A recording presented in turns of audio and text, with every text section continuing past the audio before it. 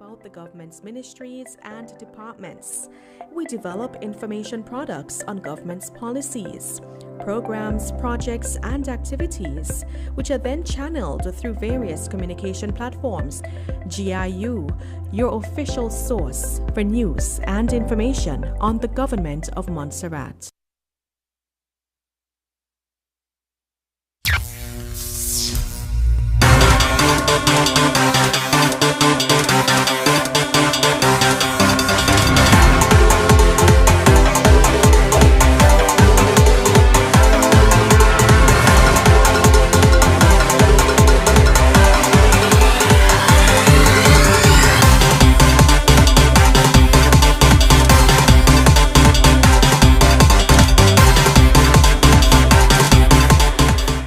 I said census, you count, I count, we count. Census 2023. I said as a nation we strive when everyone counts. Count me in for a better future. Census, every voice matters. Let's make everyone count. Let your voice be heard in the census. Together we can build a more inclusive society. Census, one nation, many faces. Do your part. Take a census. Counting the ways to improve our nation. Census matters, so do you. Census is counting on you. Census 2023, making every voice count. Be the difference in your community. Take the census. Census, one chance to share your story. Yeah, Census 2023, paving the way for change. Nice. count me in today, include me in tomorrow. Census 2023. I said census.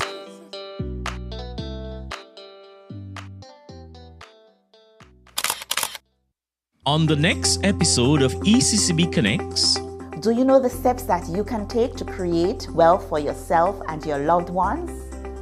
This week, insurance advisor at Sagicor Life Inc., Quinn Martin, discusses how you can create, manage, and protect your wealth. I think persons need to have a solid plan. They need to have a budget in place, and they need to adhere to that budget religiously so that they can stand the best chance of being able to invest in their financial future and the well-being of their loved ones. ECCB Connects, who we are, what we do, and how we serve you.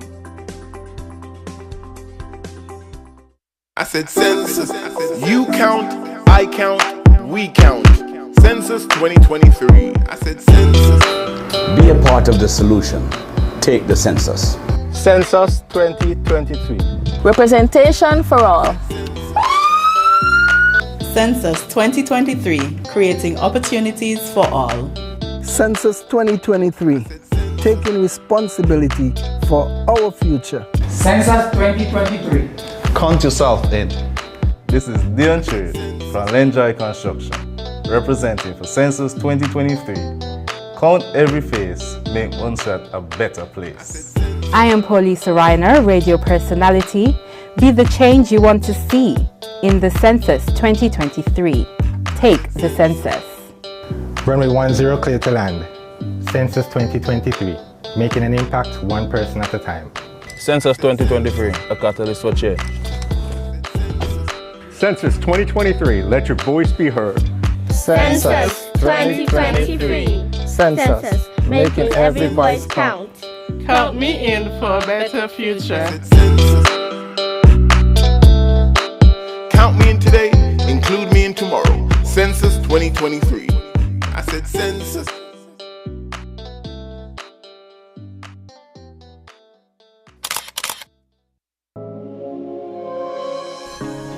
When the ECCB took the bold step to introduce Dcash, the people of the Eastern Caribbean Currency Union were at the heart of this decision. It's about creating opportunities. It's about connecting family. It's about linking friends. It's about changing the way we do business. It's about transforming lives. A journey to a place where none have gone before will not be without its challenges. But challenges will not deter us from our goal. It's about me. It's about you.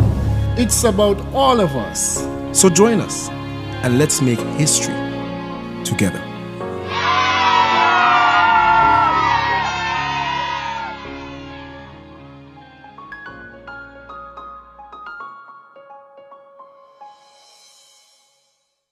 I said census. You count, I count, we count. Census 2023. I said census. Hi, I'm Baldwin Taylor, General Manager of Bank of Montserrat Limited. Remember, Census 2023 is helping to build stronger communities through data. Census 2023, starting the conversation for a better tomorrow. Help make Montserrat a better place to live, work and play. I am Merle Tracy Galloway of Tropical Mansion Suites. I encourage you to take part in Census 2023. It is evidence of our collective strength. Census, a true representation of our diversity. Take the census. Census 2023, the key to unlocking our potential. Census 2023, your participation ensures our shared future. Census 2023, we are stronger together. Census 2023, your response empowers us all. Census 2023, your voice heard, your story told. Census 2023, making progress possible. I said census. Count me in today, include me in tomorrow. Census 2023. I said census.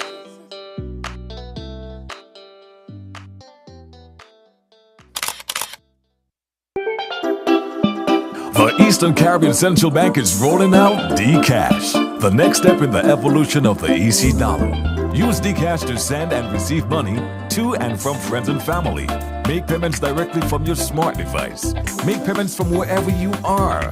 Download the app from the Google Play or Apple Store and sign up, or visit dcashec.com for more information. The future of the EC dollar is digital. Let's make history together. I said census.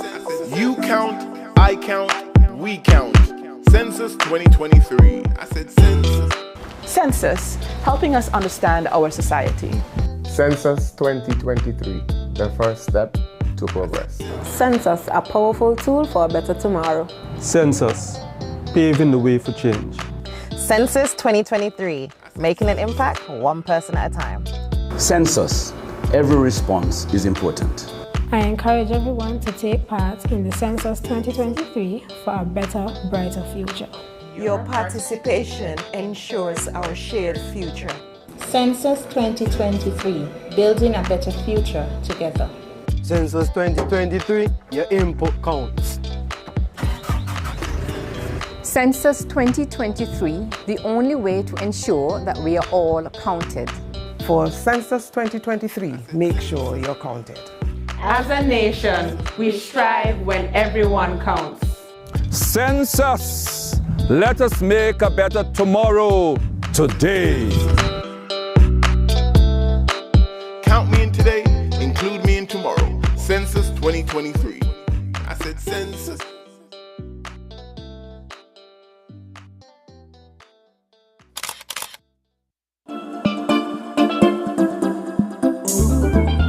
Do you own or manage a business? Interested in saving time and money? How about expanding your business? Then the Dcash Merchant app is for you.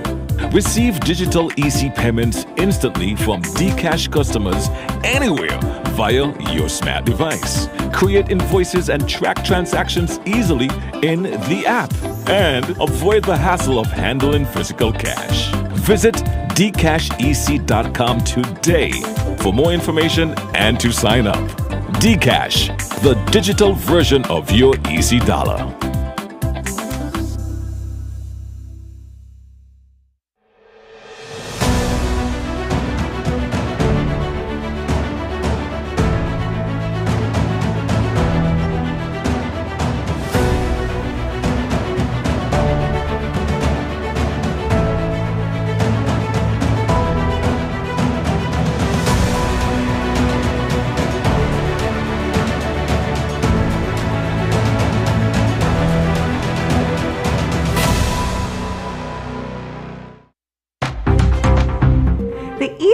Caribbean Central Bank, ECCB, celebrates 40 years of transformative leadership and innovation. The ECCB has been diligently fulfilling its mission of advancing the good of the people of the currency union for 40 years by maintaining monetary and financial stability and promoting growth and development. It is the monetary authority for a population of more than 600,000 people spanning 6 sovereign states: Antigua and Barbuda, the Commonwealth of Dominica, Grenada, St. Christopher, St. Kitts and Nevis, St. Lucia, and St. Vincent and the Grenadines, and 2 overseas territories of the United Kingdom, Anguilla and Montserrat. On October 1st, 1983, the East Caribbean Currency Authority, ECCA, was upgraded to a central bank, the ECCB. The ECCB's predecessor, the ECCA, had been established in 1965 to issue and manage EC currency after its predecessor, the British Caribbean Currency Board, dissolved in 1964 when Guyana and Trinidad and Tobago withdrew membership to form their own central banks. Shortly after Barbados signaled its intention to withdraw from the ECCA and establish its own central bank, the West Indies Associated States Council of Ministers decided to move the headquarters of the East Caribbean Currency Authority to St. Kitts. 1 year after Barbados's withdrawal, ECCA's headquarters transferred to St. Kitts on May 20th, 1975, situated at the corner of Central and Church Streets. The move to St. Kitts was overseen by the Managing Director of the ECCA, Sir Cecil Jacobs, a national of St. Kitts and Nevis. The next year, on July 7, 1976, the EC dollar was pegged to the US dollar at a fixed rate of EC $2.70 to US $1. Nearly 7 years later to the day, on July 5, 1983, 7 governments signed the agreement establishing the ECCB as the monetary authority, with Anguilla eventually signing on as a full member on April 1, 1987. On October 1, 1983, the ECCB was officially commissioned and operated out of the former ECCA headquarters.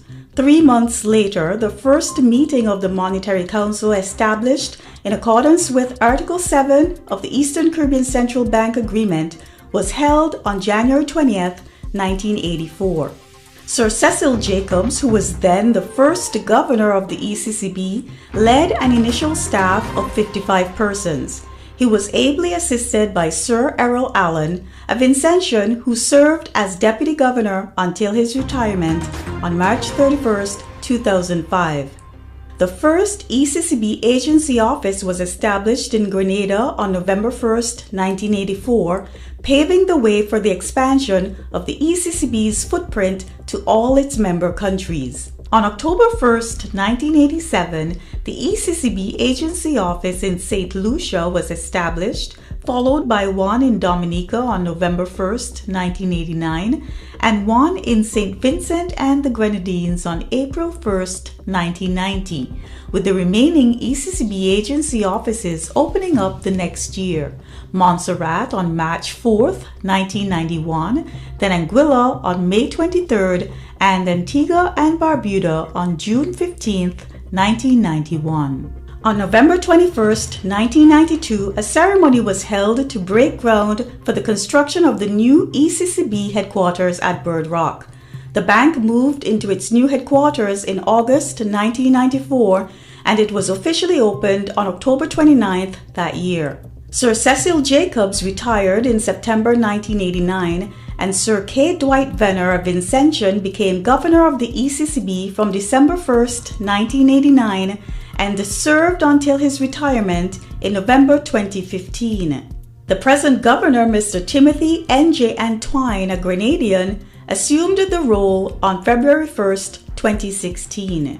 The year 2022 was a year of recognition for the ECCB. the ECCB introduced polymer notes in 2019 and won the Best New Banknote Series from Reconnaissance. Come October 1st, the date that the ECCB was put into force 40 years ago, the ECCB headquarters will be entirely carbon neutral.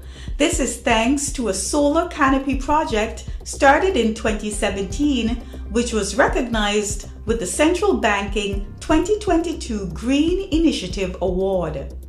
Ever in the vanguard of innovation, the ECCB on March 31st, 2021 introduced Dcash, the first central bank digital currency CBDC to be launched by a currency union. As the ECCB enters its 40th year, the governor is adeptly supported by the institution's first female deputy governor, Dr. Valda F. Henry, a national of the Commonwealth of Dominica, and Miss D. Tracy Polius, a national of St. Lucia, who serves as Chief Director Policy.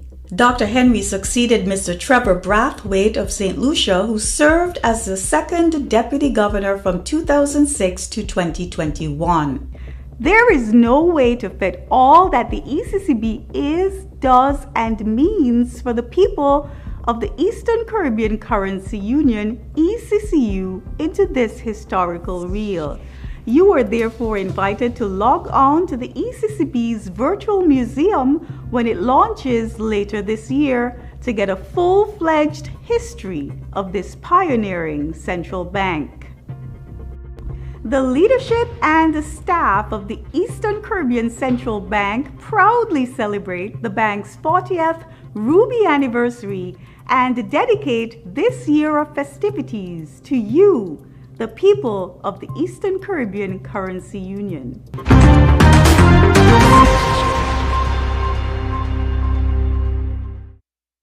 I said census.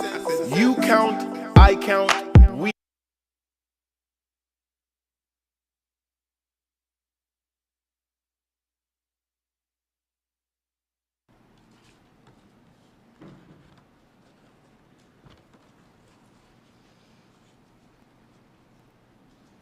Good evening, Her Excellency the Governor, Mrs. Sarah Tucker and Mr. Tucker, Premier and Minister of Finance, Honorable Easton Taylor Farrell, Minister of Agriculture, Lands, Housing and the Environment, Honorable Cranston Buffon, Parliamentary Secretary, Honorable Veronica Dorset Hector, Education Officers, Principals, Teachers, Judges, Participants, specially invited guests, students, ladies and gentlemen, it is with great pleasure and anticipation that I stand before you today to extend a warm and hearty welcome to the first Financial Information Month public speaking competition. Public speaking is a crucial skill that holds immense significance in various aspects of personal, professional, and societal life. We have gathered here not only to witness the power of words, but also to celebrate the incredible talent and potential of each student. We are not just an audience, we are a community of individuals who have come together to support our participants as they embark on a journey to articulate their thoughts, visions, and inspirations on the topic, should financial literacy be made a mandatory part of the school curriculum. The true value of this event is not only in the speeches, but in the connections and shared experiences that will emerge from today's competition. Before we commence, I'd like to invite Mr. Malik Richards to invoke God's presence, after which we will have the territorial song.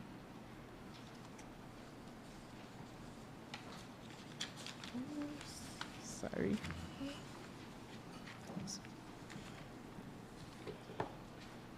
Let's bow our heads, please. Heavenly Father, we gather here today with hearts full of gratitude and reverence. We're thankful for the opportunity to come together in the spirit of camaraderie and learning. As we embark on this journey of public speaking, we seek your guidance and blessings. We pray for the judges, the speakers, and all those involved in this program. Grant them the wisdom to articulate their thoughts effectively and the courage to express their ideas with confidence. May the words they speak today be a source of inspiration and knowledge for all those in attendance. Help us to be attentive listeners, open to the diverse perspectives and ideas that will be shared. Bless this event with an atmosphere of respect, encouragement, and support. May it serve as a platform for personal growth and the celebration of the power of communication. Now, as we begin, dear God, this program, we ask for your presence to be felt among us. May your divine light shine upon each speaker and guide them in their words. In the name we offer this prayer. Amen.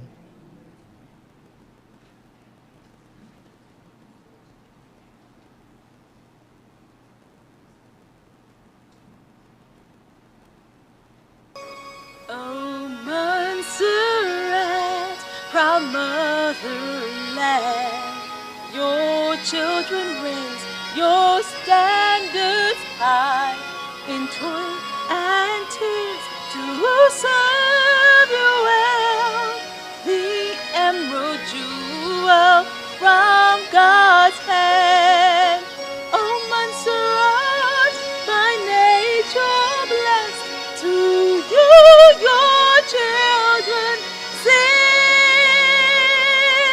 Come, wealth or woe, come, friend or foe, to you your people cling. Rise up and make our country great. With art and skill and sacrifice, with mass and drums we celebrate. Triumphant masters of all faith. Oh, Montserrat, by nature blessed, to you your children sing. Come, wealth or woe, come, friend or foe, to you your people cling. We sing our land in harmony. May God be her eternal God. Make Montserrat a house of home, a haven in the Carib Sea. Oh, Montserrat, by nature blessed, to you your children sing. Come, wealth or woe, come, friend or foe, to you your people cling. No pestilence pollutes her shore, no fount of sadness overwhelm a people striving under God. Their spirits free forevermore. Oh, Montserrat, by nature blessed, to you your children sing. Come, wealth or woe, come, friend of all, to you your people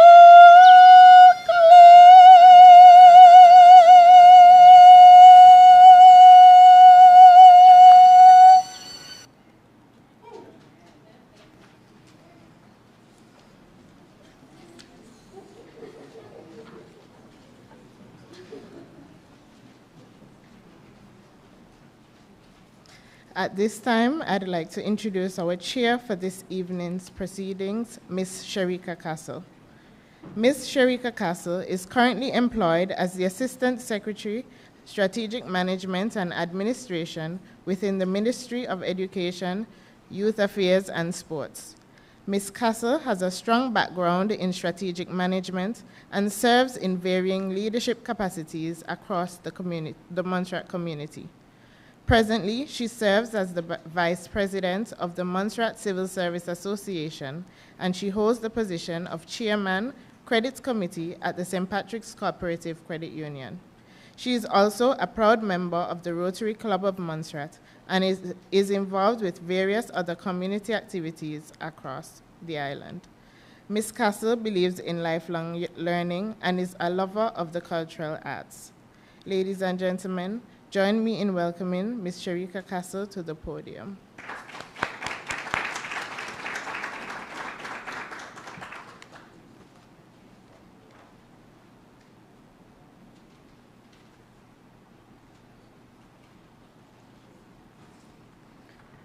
Good evening, one and all. And thank you for joining us this evening at the Eastern Caribbean Central Bank signature event, dubbed Financial Literacy 123 Youth Public Speaking Competition, under the theme Wealth Creation for Financial Resilience, and featuring the topic, Should Financial Literacy be Part of the School's Curriculum? I am pleased to be your chairperson for tonight's competition, and I would like to take this opportunity to extend a warm welcome to those of you present here with us this evening, and also to those persons listening via Radioland and via the various social media platforms.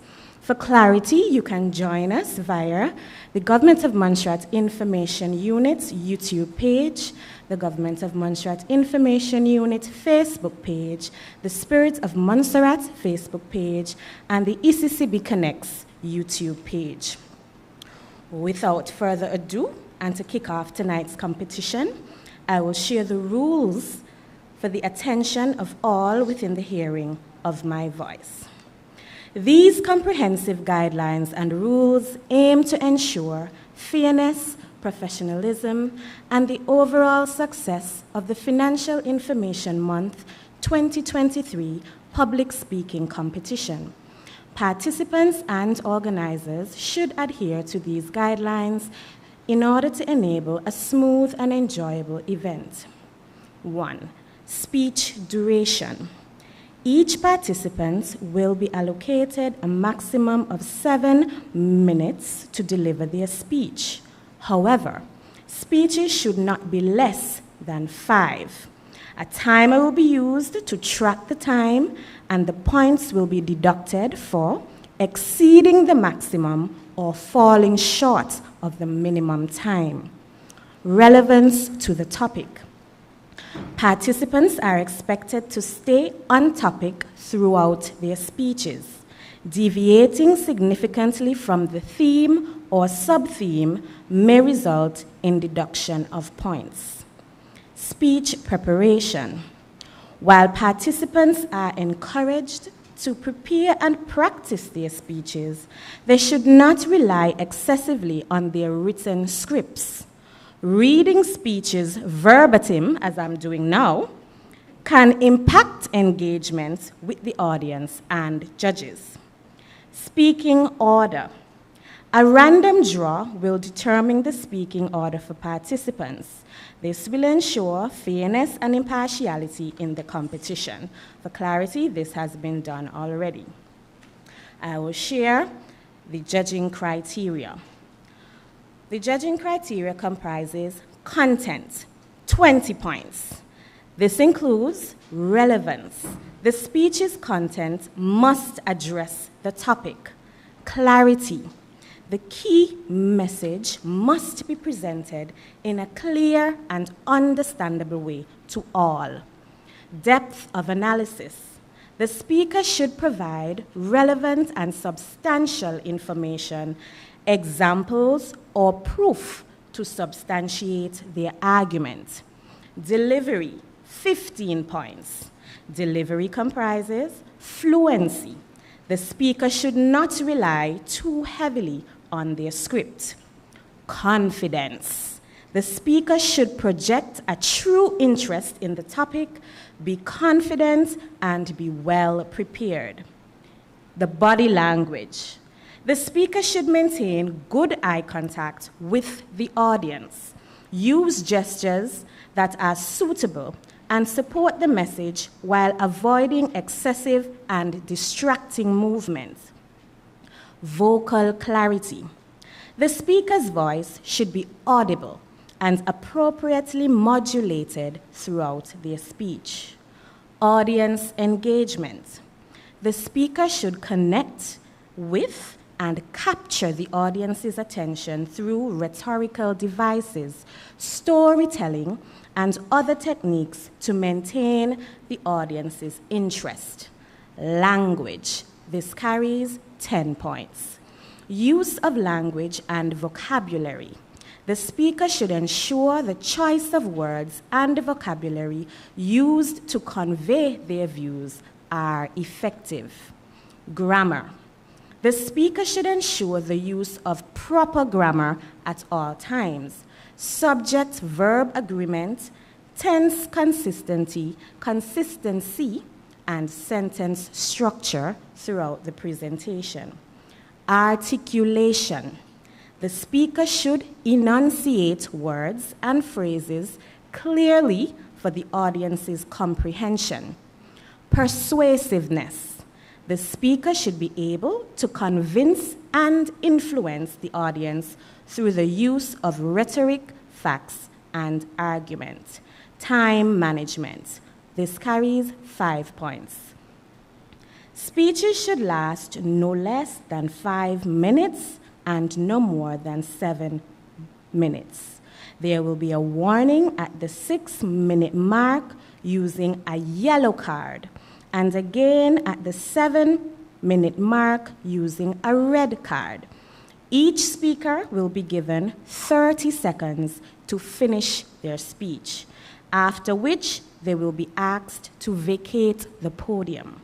Speeches with a duration of less than 5 minutes or more than 30 seconds will be penalized with 2 points deducted. Yes, so that is the end of the rules.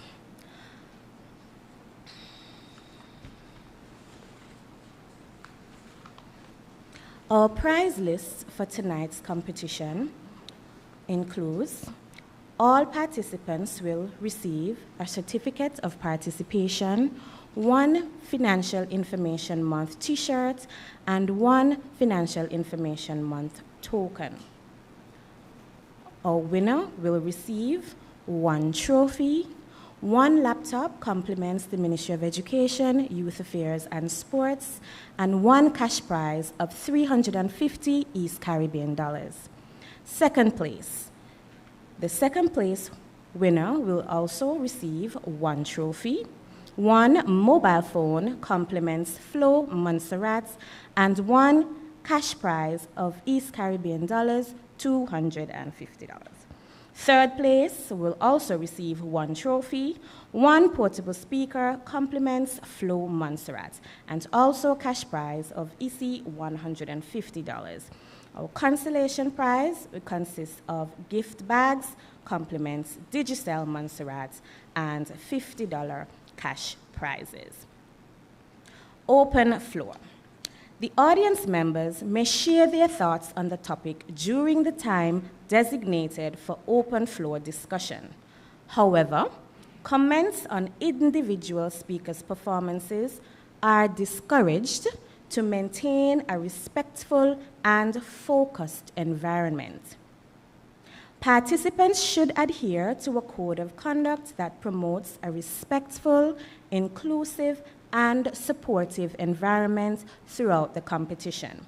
Participants are expected to behave respectfully toward fellow participants, judges, and the audience throughout the event. And finally, the decision of the judges are final and binding. Any disputes or concerns should be addressed through the designated event organizers. I am going to share with you the biographies for our judges this evening. We have 3 esteemed judges, our head judge being Miss Dion Semple. And Miss Dion Semple is an accomplished professional with a diverse background.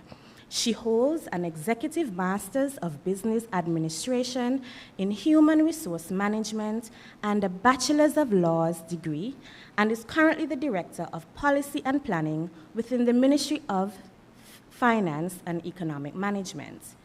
Dion's expertise extends beyond her academic credentials.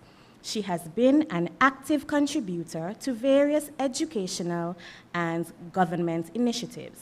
Her impressive track record includes roles as a HYPE facilitator for CV writing and interview preparation skills with the Ministry of Education since 2012. In 2010, she served as a trainer of trainers for MIND in Jamaica. She also has vast experience in drafting policy papers. Additionally, she has also delved into communication and change management, Atos Consulting 2009, and strategic planning for the public service, CARICAD 2007 and 2008. Dion Semple's rich educational background and diverse professional experiences makes her an ideal judge for this public speaking competition. Her considerable knowledge and expertise will undoubtedly give the participants great insights and guidance. Ms. Dion Semple.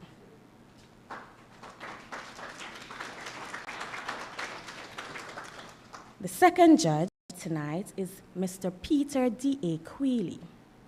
Mr. Quealy is a national of Montserrat who currently serves in the capacity of General Manager of the St. Patrick's Cooperative Credit Union. Prior to this assignment, Mr. Quealy served in various capacities regionally, notably with the Financial Services Regulatory Commission and the Ministry of Finance and Economic Management in Antigua and Barbuda. Additionally, Mr. Quealy works at the Eastern Caribbean Central Bank, which is based in St. Kitts. He is the holder of a Master's of Science degree in Financial Management from the University of London and a Bachelor of Science degree in Economics with Management from the University of West Indies. Mr. Quealy also holds professional certifications in the areas of anti-money laundering and counter-terrorist financing and financial risk management, and is also a certified Eastern Caribbean securities market professional. Mr. Quealy has also lectured and facilitated courses for the University of the West Indies Open Campus in the area of microeconomics, macroeconomics, Caribbean business environment, and banking and financial management. He is also a commentator on local, regional, and international socio-economic and political matters. Ladies and gentlemen, Mr. Peter Quealy. Our final judge for this evening is Dr. Gregory Julius. Dr. Julius hails from the humble village of Gerrals. He attended the St. John's Primary School and the Montserrat Secondary School.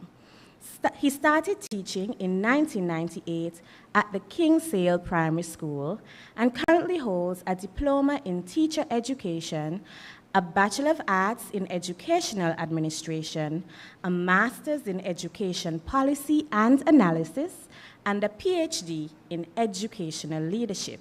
He is married to one Yvonne Bray Julius, and this occurred in 1998, and this union produced their son, Jodvik, who resides in the United Kingdom. Mr. Julius served as principal at the Braids Primary School from 2003 to 2018, and he was appointed as Director of Education in late 2018. He served as an educator for over 35 years. Dr. Julius has a strong background in community service. He rejuvenated and served as captain of the 5th Montserrat Scout Troop and the Boys Brigade. He served as president of the Montserrat Union of Teachers, served and contributed to a number of community groups, church organizations, and statutory boards. He represented Montserrat at numerous regional and international education forums. He has several special interests to include research in education, science education in primary schools, youth development and sports, care of the elderly, meteorology, airports and airplanes, and most importantly, cooking goat water. Our auditor for this evening is Ms. Nadia Jibri. Ms. Jibri is the manager of the Montserrat Building Society Limited, where she has worked for the past 10 years and has extensive experience working in the banking industry. She holds a Bachelor's of Science in Accounts. Nadia worked previously in the Building and Accounts Department at the Montserrat Utilities Limited and at the Bank of Montserrat in customer service. To strike a balance between work and play, Nadia enjoys spending time with her family and teaching.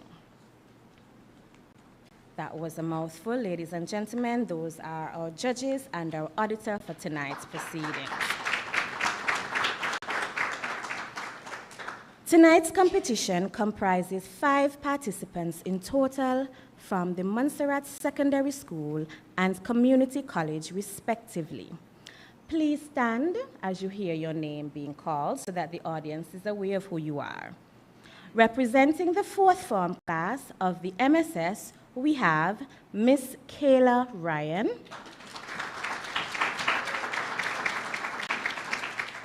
Miss Gisela Louis-Charles, and Mr. Aidan Corbett. Representing the Montserrat Community College, we have Miss Tenny Fergus. And finally, Mr. Davidson Alerti. Right. So, ladies and gentlemen, here beginneth the public speaking competition. Our first speaker tonight, I am guided, is Mr. Aidan Corbett. Oh, my apologies. Miss Tenny Fergus, my apologies. Miss Tenny Fergus will be our first speaker for tonight's competition. Tenny, please come to the podium. You have 7 minutes, maximum, 5 minimum.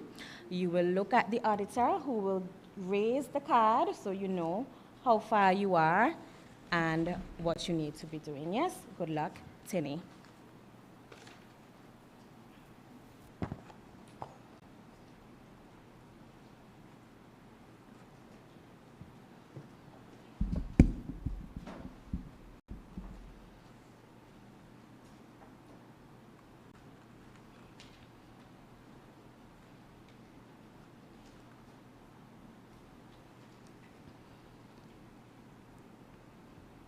Good evening, ladies and gentlemen.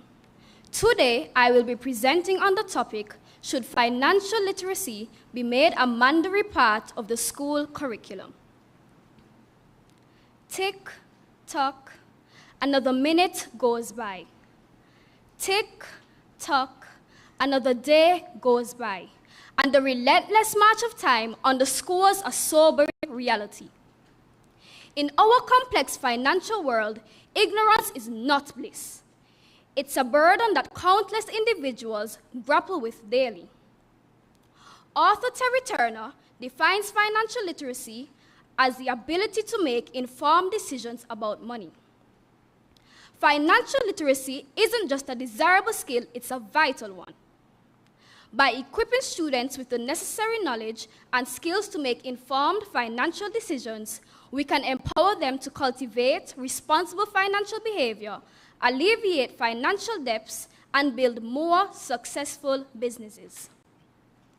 Picture this.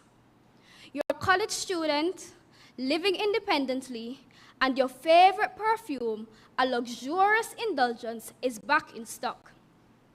Tempting as it is, you face a dilemma. You also desperately need textbooks crucial for your studies. Swayed by desire, you choose the perfume. The consequences are swift and brutal. You fall behind in class, your grades plummet, and you're left struggling to catch up. hindsight hits hard. You realize the gravity of your decision. This scenario vividly illustrates why financial literacy is paramount. It's not just about budgets, savings, or investments. It's about cultivating responsible financial behavior.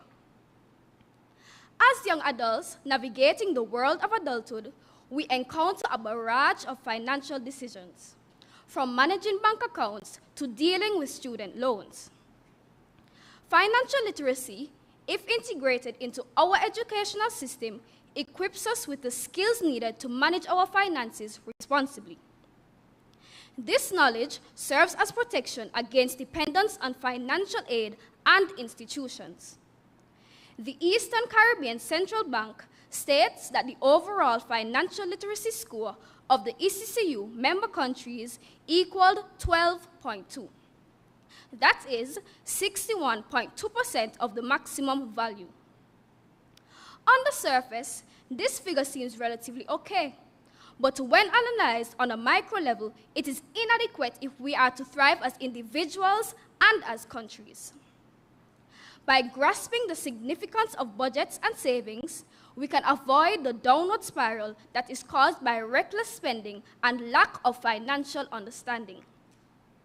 Additionally, having this knowledge can allow students to gain a strong foundation towards achieving financial stability, which is essential to great future leaders.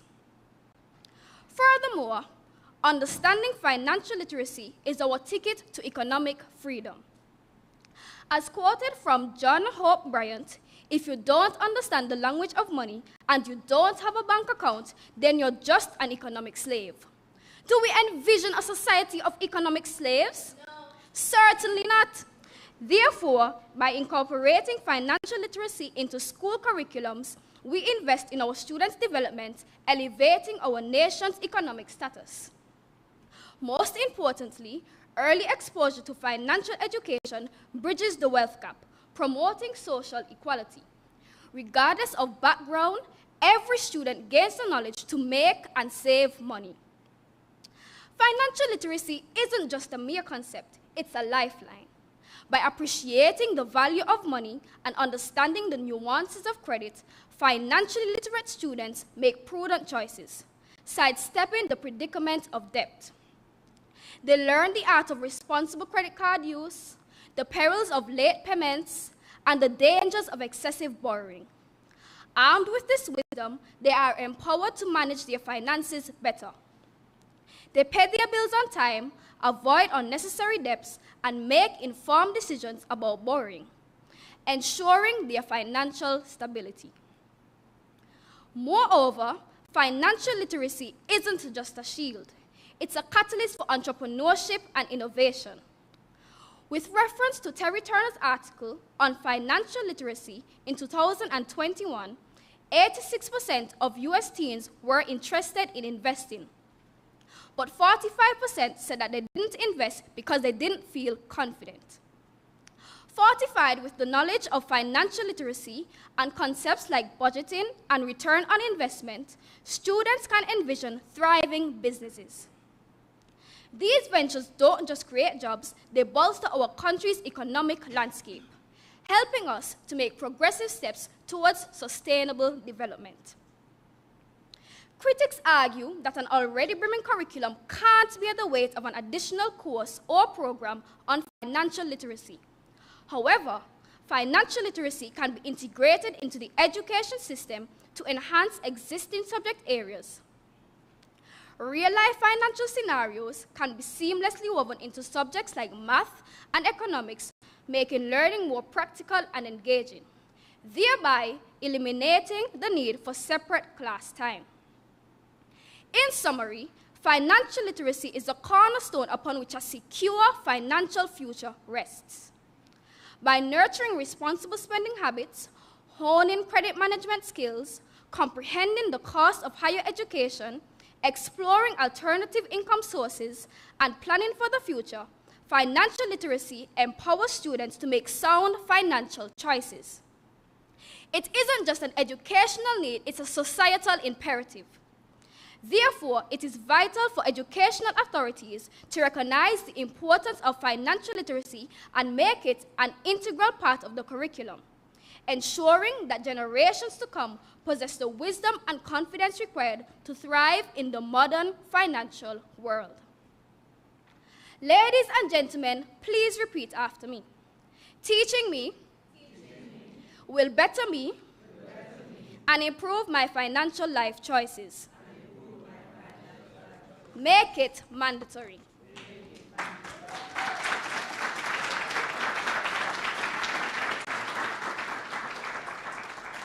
Thank you, Tenny. Thank you, Tenny. Our second speaker, moving quickly along, is Miss Kayla Ryan, and Kayla is representing the Montserrat Secondary School. Welcome, Kayla.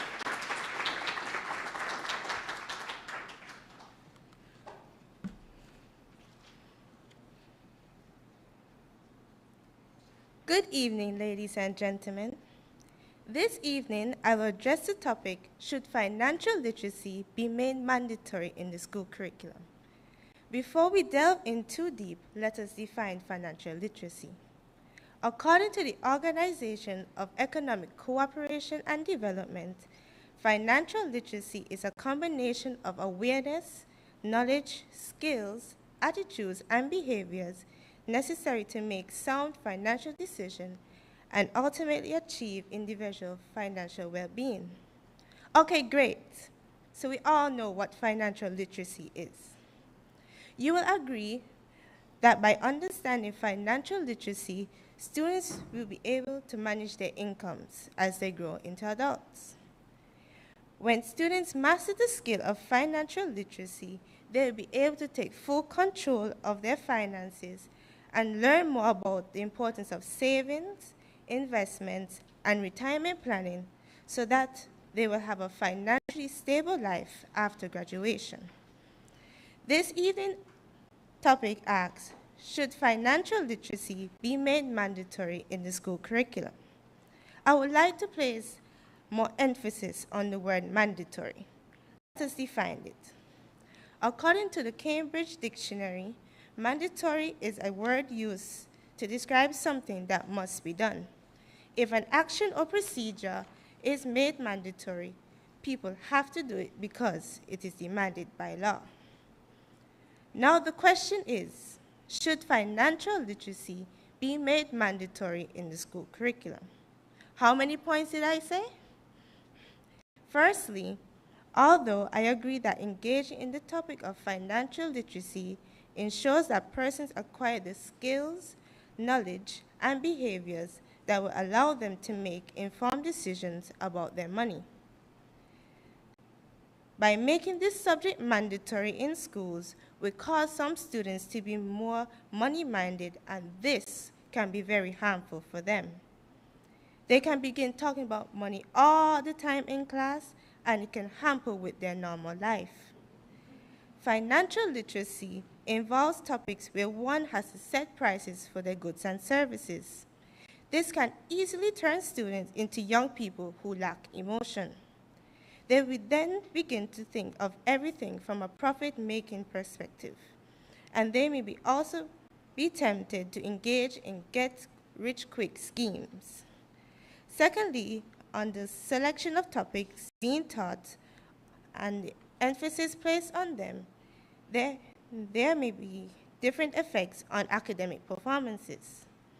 For example, if the focus is entrepreneurship, job search components, and the need to accumulate wealth, this would drive some students to engage in paid work activities and thus reduce the time in their schoolwork. Additionally, some students may not understand all the concepts right away and can lead to self-doubt. Some would probably try to avoid the topic completely. This would turn out to be very unhealthy for some students, and this may affect their academic success. Thirdly, by making financial literacy mandatory, this will add to the already stretched timetable and the curriculum at school. Students will begin to feel stressed, and in some instances, it may cause panic due to increased workload, which may lead to depression. My final point is that parents have the responsibility to teach their child how to manage their money. As stated by Bob Kishan, and I quote, "Parents are the ultimate role models for children. Every word, movement, action has an effect. No other person or outside force has the greater influence on a child than the parent." End of quote.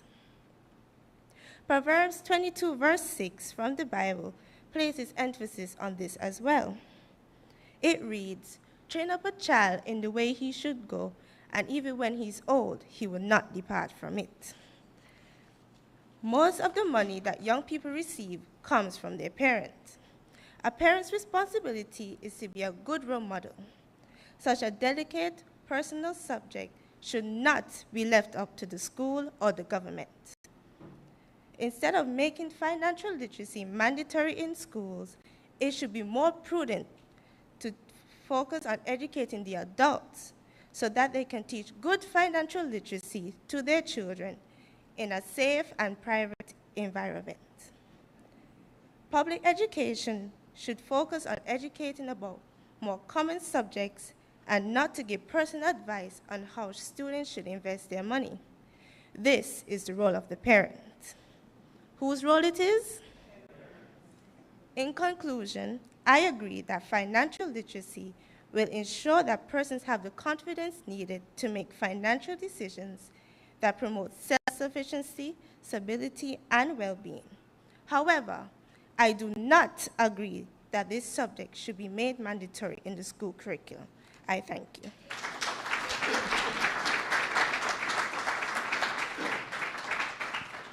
Thank you, Kayla. Thank you.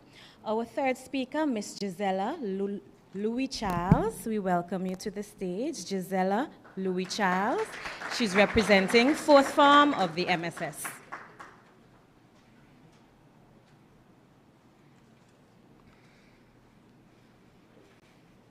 Good evening, ladies and gentlemen. Should financial literacy be made a mandatory part of the school's curriculum? Yes, it should. Let me tell you why. According to the Oxford Dictionary, financial literacy is the knowledge of skills needed to make important financial decisions. In today's rapidly evolving world, knowledge of financial concepts and skills is becoming increasingly essential for young individuals to navigate their way through life. Firstly, incorporating financial literacy into the school's curriculum would provide students with a solid foundation for managing their personal finances. When us, as young individuals, grow older, we would have taxes and insurances to deal with, so financial literacy will help our minds to prepare for the near future as adults. Many young adults enter the real world without a clear understanding of fundamental financial concepts, leading to poor financial decision-making. By introducing financial literacy at an early age, students learn about budgeting, saving, investing, and debt management. These skills will enable them to make responsible financial choices and avoid pitfalls such as overspending and financial mismanagement. Moreover, financial literacy education can help bridge the socio-economic gap. Often, individuals from lower-income families lack access to financial resources and knowledge of maintaining a cycle of financial uncertainty. By teaching financial literacy in schools, we can level the playing field and provide all students with the essential knowledge and skills needed to achieve financial independence. This will help us as young adults to expand our knowledge and to help others where financial literacy is concerned. This will empower them to break free from the constraints of their socio-economic background and work towards a brighter future. Furthermore, financial literacy education can contribute to the overall economic well-being of society.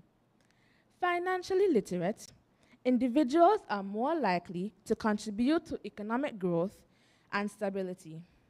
Young adults today can also be a helpful part towards the financial state of the community by helping people with their financial plans.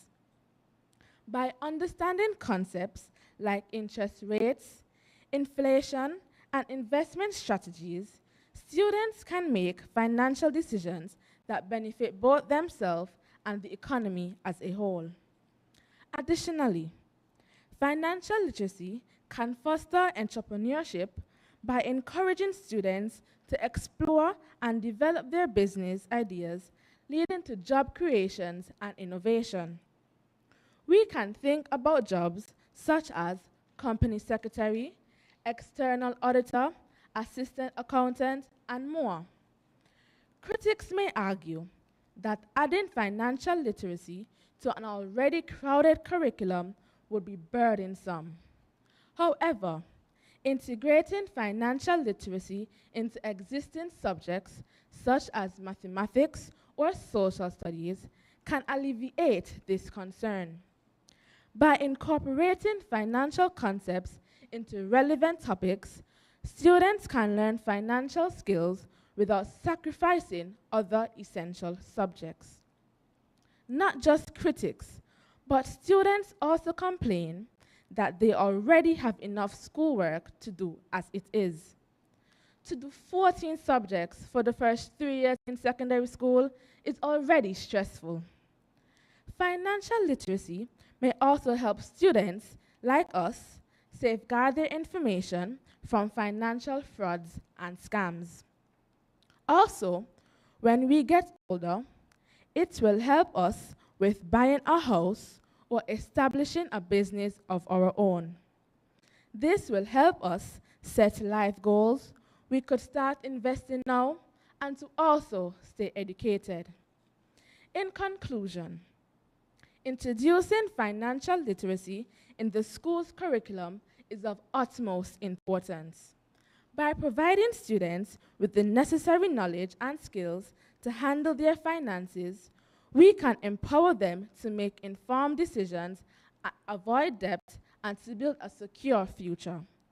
Financial literacy education not only benefits individuals, but also contributes to the overall economic well-being of society.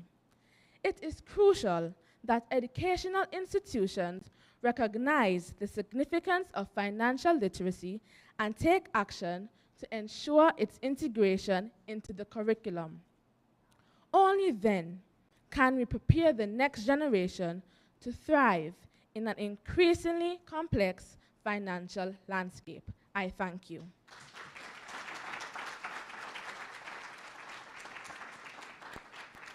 Thank you, Gisela. Thank you. Our second speaker from the Montserrat Community College, Mr. Davidson Alerte.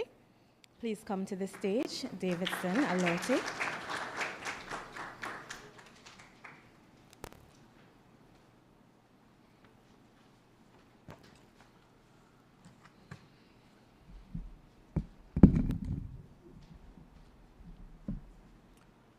Ladies and gentlemen, esteemed judges and fellow students, today I stand before you to address a critical question that impacts not only our education system, but also Montserrat's future. Should financial literacy be made a mandatory part of the school curriculum? This question is more relevant than ever, given the complex financial landscape we face as individuals and as a society. In a world where personal finance decisions are increasingly complex, understanding the basics of budgeting, saving, investing, and managing debt is vital for everyone, regardless of the future career path. By including financial literacy in our curriculum, it equips students with essential life skills, preparing them to navigate the financial challenges they will undoubtedly face. We live in an age of unprecedented access to financial services and products. Yet, studies show that many individuals lack the knowledge needed to make informed financial decisions. This deficiency This deficiency can lead to poor financial choices, increased debt, and even financial instability. By integrating financial literacy into the school curriculum, we can address this knowledge gap. We can empower students to make informed decisions about managing their money, saving for the future, and understanding the financial products like credit card, loans, mortgages. This knowledge is not just beneficial, it's essential. Imagine a high school graduate stepping into the real world for the first time without a basic understanding of how to create a budget, save for the future, or invest wisely. They are in many ways navigating a financial minefield blindfolded. The consequences of poor financial decisions can haunt them for years, even decades. By making financial literacy mandatory in the school curriculum, we are preparing our students for a more secure and prosperous future. When we talk about financial literacy, it's more than just numbers and calculations. It's about instilling confidence and empowering students to take control of their financial destinies. As future professionals, entrepreneurs, and consumers, they need this knowledge. Effective delivery means ensuring that the curriculum is engaging and relatable, that teachers are adequately trained, and that resources are available for all students, not some, all students. The language we use to teach financial literacy is critical. We must avoid financial jargons and speak in terms that everyone can understand. The goal is not to create financial experts, but to equip students with the fundamental skills they need to make informed decisions. Furthermore, it's not just about personal financial well-being, it's about fostering responsible and informed citizens. When students are taught financial literacy, they develop a deeper understanding of economic systems, financial markets, and the impact of financial decisions on society as a whole. They become more engaged in discussions about economic policies, taxes, and investments, making them active participants in shaping our collective future, in shaping Montserrat's future. Financial literacy also has a profound impact on reducing economic disparities. It levels the playing field by providing all students, regardless of their socioeconomic background, with the knowledge needed to make wise financial decisions. It ensures that everyone has an equal opportunity to build wealth and secure their financial future. Moreover, as we rely on technology for financial transactions, the need for digital financial literacy is more significant than ever. Students must not only know how to balance a checkbook, but also how to protect their personal information online, avoid scams, and use digital tools to market their finances efficiently. Incorporating these skills into the curriculum prepares students for the realities of the digital age. Financial literacy education can have a lasting impact on a person's life. Studies have shown that individuals who receive financial education in schools are more likely to save money, invest wisely, and avoid excessive debt in their adult lives. They are better equipped to handle unexpected financial challenges and take advantage of opportunities for financial growth. As we consider the benefits of including financial literacy in our curriculum, we must also acknowledge to concerns that have been raised. Some argue that the curriculum is already crowded, and adding financial literacy could lead to an overload of coursework. However, it's essential to recognize that financial literacy is not just another subject. It's a life skill that enhances learning in other areas. Students who are financially literate may better understand the mathematics involved in budgeting, the economics of consumer choices, and the importance of financial responsibility. In conclusion, the case for making financial literacy a mandatory part of the school curriculum is compelling. It's a matter of equipping our students with the tools they need to thrive in a complex financial world, promoting economic equality and preparing responsible citizens for the digital age. As we move forward, let us prioritize the financial well-being of our youth and invest in their future. By doing so, we empower them to make informed decisions, secure their financial futures, and contribute to the prosperity of Montserrat as a whole. Thank you.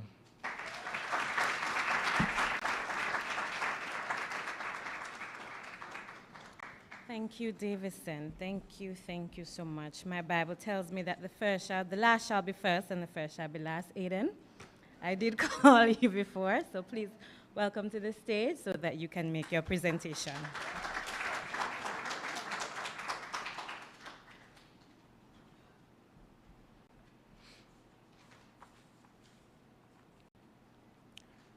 Good evening, ladies and gentlemen, judges, viewing and listening audience, and of course, my worthy opponents. I am 14-year-old Aidan Corbett, a proud fourth form student attending the Montserrat Secondary School. Coming before you this evening, I stand in firm proposition to the moat, should financial literacy be made a mandatory part of the school's curriculum. Now, what is financial literacy, you may all ask. According to the Ghani 2021, financial literacy refers to myriad skills you may call upon when choosing what to do with your money. But this definition is not enough. Now, I have questioned my peers, my teachers, and myself on the importance of some of the mandatory subjects implemented into the school's curriculum. Why are we being taught subjects that are only beneficial to some of us in our future work field? For instance, the extent to which mathematics is being taught is not necessary or required for a customer service representative. However, financial literacy, which is used in everyone's, I stress, everyone's daily life, is excluded from the school's curriculum. After seeing the picture painted by the topic my opponents and I discussed this evening, I am now further educated on the importance of education and how financial literacy can further benefit my peers and I. I aim that at the conclusion of my case, you too can understand how adding financial literacy to the school's curriculum can further benefit our students across the globe. First and foremost, in today's rapidly evolving and complex world, it is becoming increasingly important for individuals to possess a strong foundation in financial literacy. With economic decision-making being a fundamental aspect of adult lives, schools should prioritize teaching students about finances. By educating students with the necessary knowledge and skills, we can empower them to make responsible financial choices, build a secure future, and contribute to the overall stability of our society. One of the primary reasons why financial literacy should be included in the school's curriculum is to foster responsible money management. Many students graduate from high school or college without understanding the basics of budgeting, saving, and investing. Consequently, they may become prey to predatory lending practices, credit card debt, or other financial burdens that can have long-term negative consequences. By educating students about the importance of managing money early, we can help them make informed decisions about spending, saving, and investing, leading to financial stability and security in their adult lives. Furthermore, teaching financial literacy in schools can promote economic equality. Financial knowledge often serves as a gateway to economic empowerment and opportunity. When students possess a thorough understanding of personal finance, including topics such as taxes, loans, mortgages, and investments, they are better equipped to navigate the financial landscape and take advantage of financial opportunities. This can particularly be beneficial for students from disadvantaged backgrounds, as it increases their chances of upward social mobility and bridges the wealth gap. By teaching financial literacy in schools, we can work towards creating a more equitable society where everyone has a fair chance at financial success. Another critical reason for incorporating financial literacy in the school's curriculum is to encourage entrepreneurship. As the job market continues to grow, an increasing number of individuals are turning to entrepreneurship. However, starting a business requires a deep understanding of financial concepts such as cash flows, profit margins, and risk management. By teaching students about these topics, Schools can cultivate an entrepreneurial mindset and provide them with the necessary skills to succeed in the world of business. This can not only benefit individuals, but also stimulate economic growth and innovation. Additionally, financial literacy education can help students to become responsible consumers. In today's consumer-driven society, individuals are bombarded with advertising sales tactics and deliberately aim to influence their purchasing decisions. By teaching students how to critically evaluate advertisements, compare prices, and recognize the long-term consequences of their spending habits, students can empower themselves and others to make informed choices. Orrin Woodward has stated, a person either disciplines his finances or guess what? His finances disciplines him. This not only protects them from falling into debt, but also promotes sustainable consumption patterns, leading to a healthy economy and a more environmentally friendly society. Now, critics may argue that financial literacy should be the responsibility of parents, or that it can be acquired through real-world experiences. While parental guidance is undeniably important, not all parents possess the necessary knowledge or time to effectively educate their children about finances. Along with that, relying solely on real-world experiences come with risks, as do they all, as individuals may make costly mistakes before acquiring the necessary knowledge. By integrating financial literacy into the school's curriculum, we will ensure that every student has equal access to the critical knowledge, regardless of their parental backgrounds and personal experiences. In conclusion, teaching financial literacy in schools is of utmost importance in today's society. By equipping students with the knowledge and skills needed to manage money responsibly, we can cultivate a generation of financially literate individuals who are well prepared for the challenges and opportunities of adulthood. This education not only promotes personal financial stability, but also contributes to a more equitable and prosperous society overall. I now conclude my case with a question.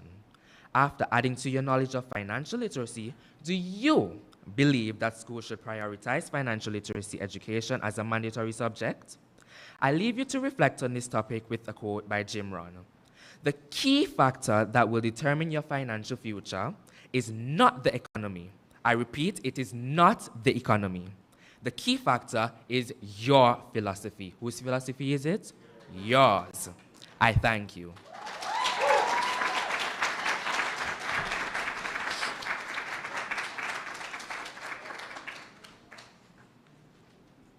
Thank you, Aiden. Ladies and gentlemen, please join me in giving all of our participants another round of applause.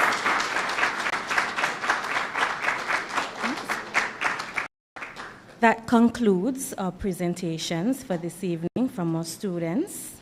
Our next item on the agenda this evening is the financial information song, which will be presented by two of our students. Please let us welcome them to the stage. Their names are Sherlyn McNichols and Sephora Jean-Pierre. Welcome these two ladies from the Braids Primary School. I hope I'm...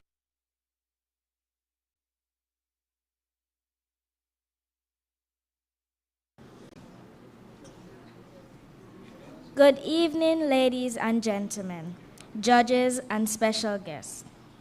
This evening, as we proceed to sing the FIM jingle, we would like you to sit back and relax. It's Financial Information Month in the Eastern Caribbean Currency Union. Financial empowerment through education. If you don't know what that is, let me tell you all about it. Learn to spend wisely. FIM. Invest to grow your money. FIM. Business stability. FIM. Step up financially. FIM. Help with the region's economy. Work to financial security. Prosperity for all of we. FIM is for you and me. FIM is for everybody. So tell your friends and your whole family. Financial empowerment through education. Build yourself and the entire region. Learn to spend wisely. FIM. Invest to grow your money. FIM. Business stability. FIM. Step up financially. FIM. Financial Information Month. Financial empowerment through education.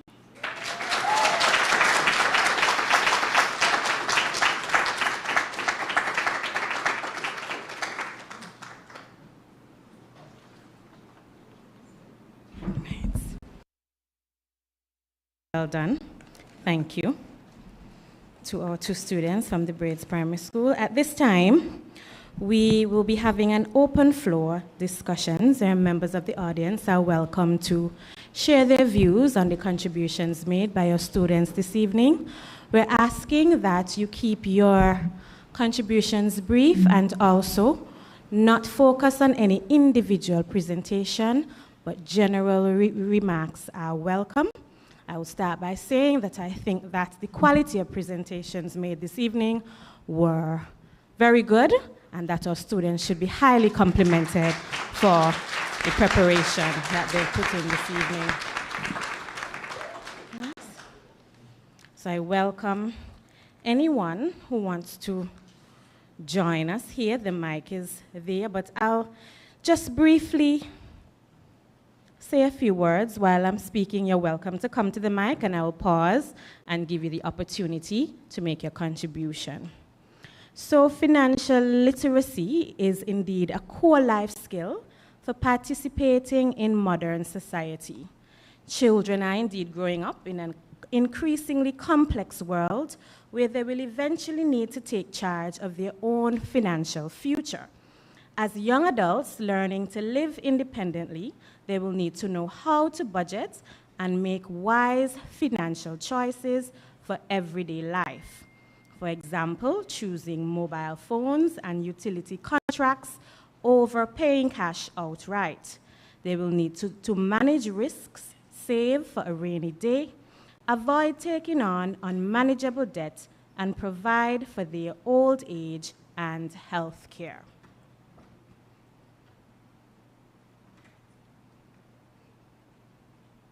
Financial products and services vary widely, and in the case of credits, can be almost too easily accessible for many of today's young people.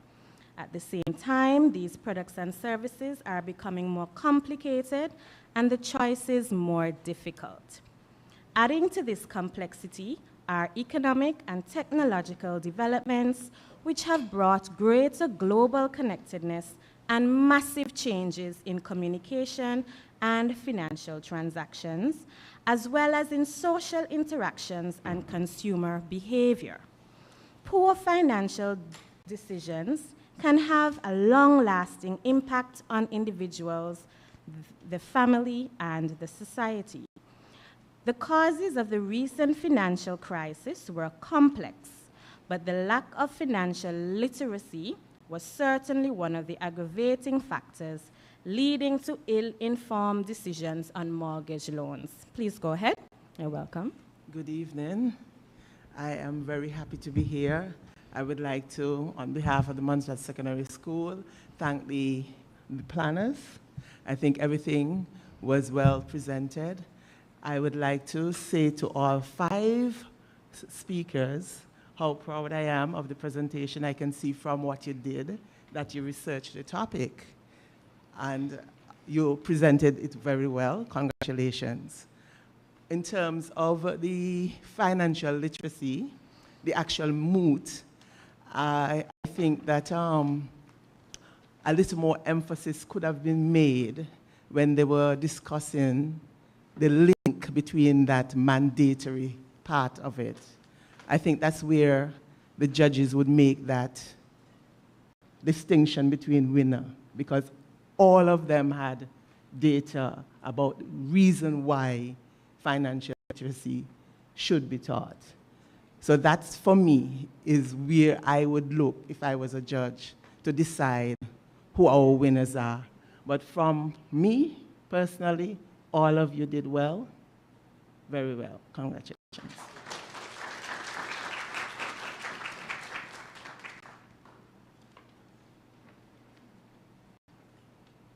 Good evening, everyone. I too want to congratulate the students on the high standard of their presentations tonight. I have my little paper, so I was doing my own judging over there, but I'm not going to announce that. However, I want to congratulate as well the financial body for making this topic and allowing our students to participate. It is, for me, something that we should pursue, and we can start it even in our little nursery schools. Because I recall when, and I still think we have that, it can start with saving. We were here last night, and we were looking at words: money, risk, investment, buying, shopping. So it can be started in a very simple way. And I hope that from tonight's event, having heard the topics, and again, one of the things I would have liked to have seen, and we did have that, but I don't want to comment, our parents.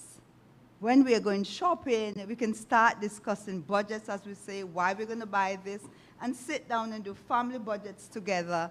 And in that way, we are already cultivating financial literacy. Our children are very poised for investment and all the online businesses that's available to them. So it is indeed something we can pursue. I will ask that we really pursue this and not let it end here. I know you'll say, Mrs. Hector, you too have a responsibility, and I hope we can bring this into our curriculum, but in a very simple way. Incremental, not at the high standard, but in a very incremental way from the small schools. We know, for example, in our agricultural sector, when they're doing businesses, and they're talking about budgets and all of these things. So please, can I put a responsibility on Ms. Eswick, and let us continue this trend. Dr. Julius is also here, and I think it is something that we can really develop. And what I always say, some persons are not poor because money never came into their hands. I'm quite sure, even me included, let's check the shoes, let's check the garments, let's check the furniture that's sitting around, and we'll see how rich we are. Indeed, let us cultivate our financial literacy. Thank you. Thank you so much.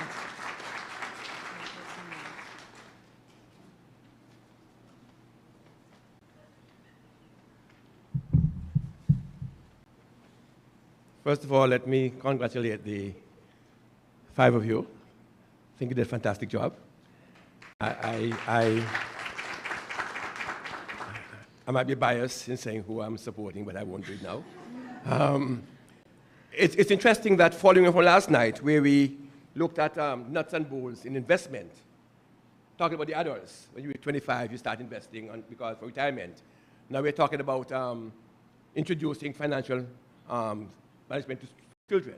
It's also very important. And I think listening to all of you, I'm not sure you said anything different to each other.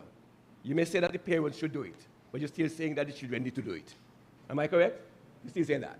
So whatever happens, I think it's important that we all agree that children should start learning financial management very early. And in so doing, they're preparing themselves for the future, which is the message we got as you spoke through it. And I totally agree with you, because too many students, and in Montserrat, for instance, we don't have students who are taking up financial loans. But in the US, for instance, there are many students who, after they finish college, they're in debt. And they start buying things, especially credit cards. Some people in the US have 3 and 4 credit cards. They bounce from one company to the other. I know you're not going to do that, because you have to manage your credit card. Credit card is something that puts us in debt, because we have a limit, and we tend to go and shop, forgetting that we have to pay. It's a loan, it's a mortgage, right? So I want to congratulate again, and of course, I agree that the school doesn't have to teach financial management as a single subject, but I like the idea and the concept of integrating it into other subjects, which I think is important. Thank you very much. Thank you, Premier. Thank you so very much.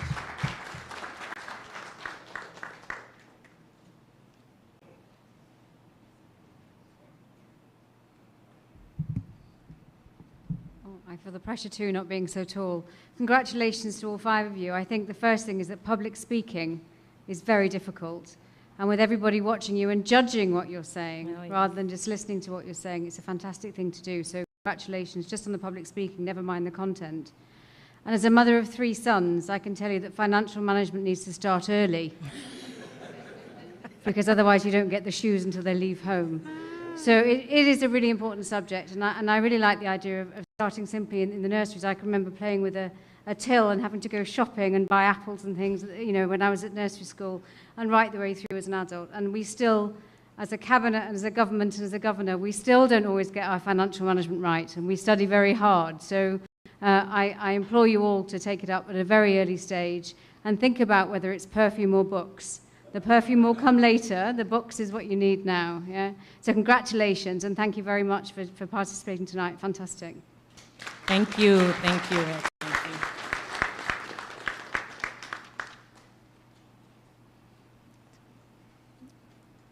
So at this time, I want to say thank you to everyone who would have made their contributions from the floor.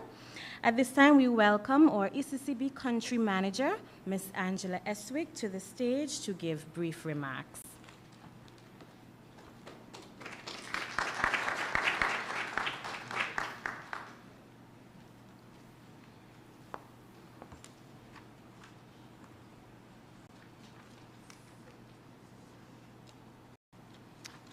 All foregoing protocols observed, it is my pleasure to share brief remarks with you on behalf of the 22 FIM partners who collaborated to roll out these events for FIM 2023, and this public speaking competition is just one of them.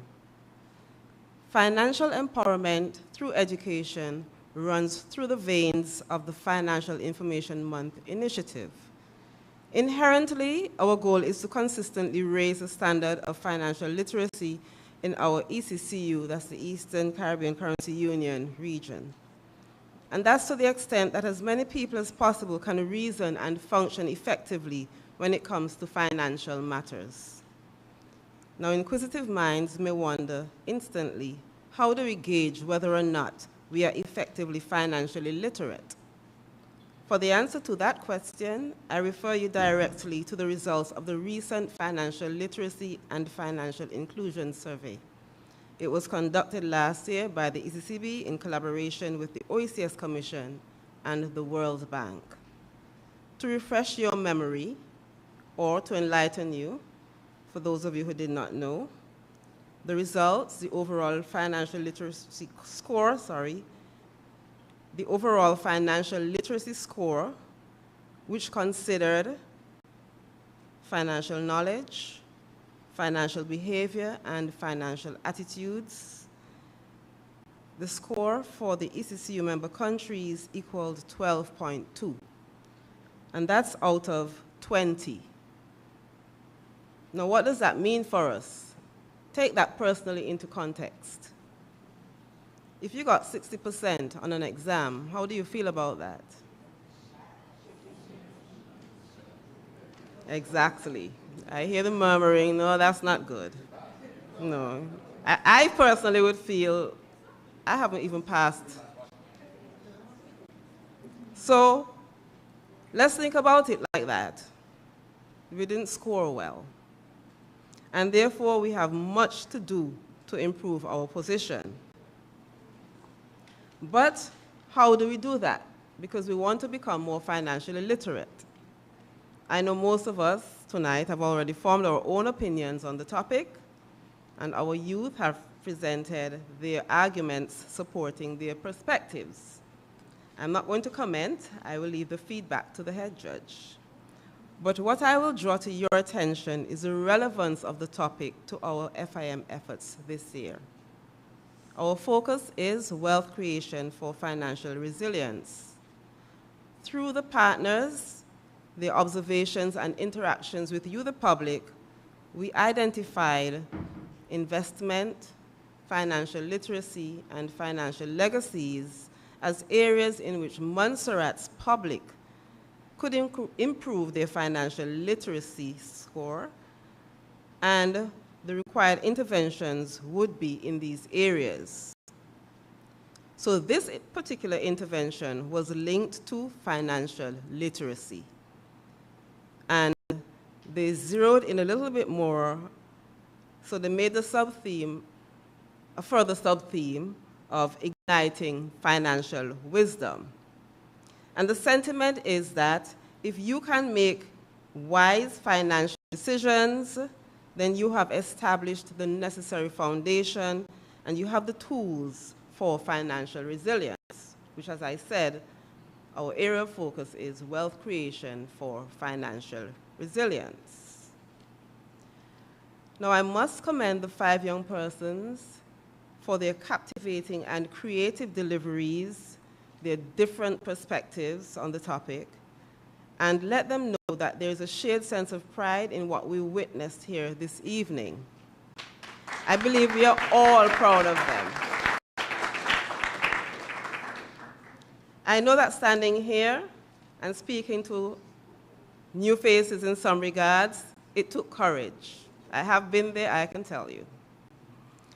Representation, however, was not lacking. You represented your institutions very well.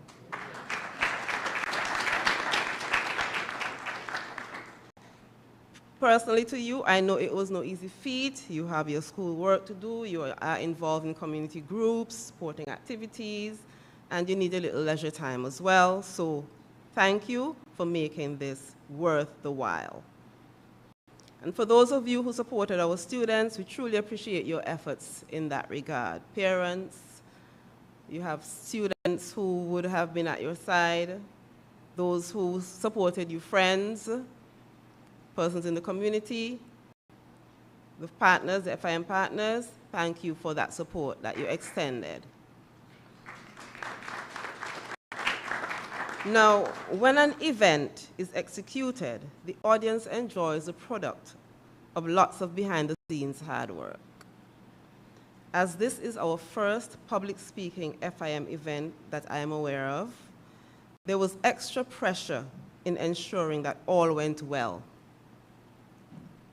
I will share with you that this was a recommendation on the table for 3 years. 3 years. But nothing happens before its time. Right. Each year we try to roll out a new initiative, and this was it for this year. Now, you may ask yourself, why didn't it happen in the last 2 years? The issue was timing. By the time we always got around to planning, it was more or less exam time, then summer for the schools. And then September, it would have been very close in terms of schools just restarting. How do you intervene when everything is so busy at the start of the school term? So the FIM rep behind the original idea 3 years ago, Ms. Vannie Stewart, from the Montserrat Building Society Limited, she placed it back on the table again this year. And I urge that we had to get into the schools and roll it out by a particular time frame, or it's not going to happen again this year. The commitment for that was immediately forthcoming. And we had 2 new FIM reps from the Bank of Montserrat, Mr. Malik Richards and Ms. Shania Brown, who you saw up here before you at the beginning of this evening. They were assigned to support Ms. Stewart, and they took their responsibilities immediately, very willingly. And believe me, when I am telling you here tonight, from what I witnessed, this trio, they were the perfect team-working trio.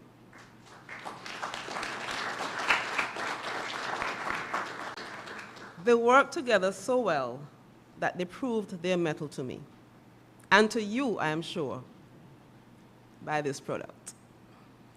From the get-go, I asked, after having indicated we have to get into the schools, because as you know, Financial Information Month starts 1st October. Now, we can't wait, we can't give them just a couple of weeks to register and get ready. So, with that out of the way, I asked, what is the topic going to be? By our next meeting, we had weekly meetings, by our next meeting, they had a topic. And that was the topic, it never changed. And coincidentally, a few weeks after they delivered their topic, the results of the financial literacy survey were released, quite coincidentally. So, very applicable, timing, everything perfect. That team took their responsibility very seriously, to the extent that, and I will share with you that Shania, she was on holiday, and she still attended the meetings. How? Through Malik's phone. Thanks for WhatsApp. Yes. And Vanice, the number of calls and WhatsApp messages I got. So whenever there was anything, I gave a deadline, I would get a call. I've sent that to you. When am I going to get a response back? If the response wasn't forthcoming by the day, I would get another call or another WhatsApp. So they were relentless. They meant that this was supposed to happen, and it was supposed to happen smoothly.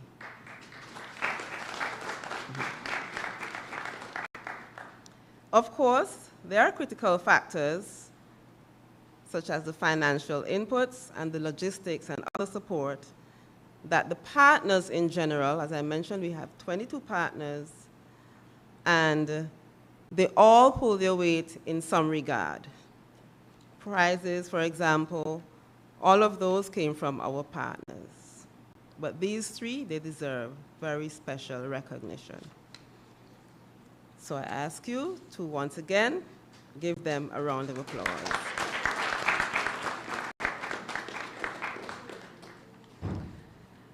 And with that, I am going to close my remarks. I hope that you have had a wonderful evening. I hope it was worth the time. And we will now await the results. Thank you.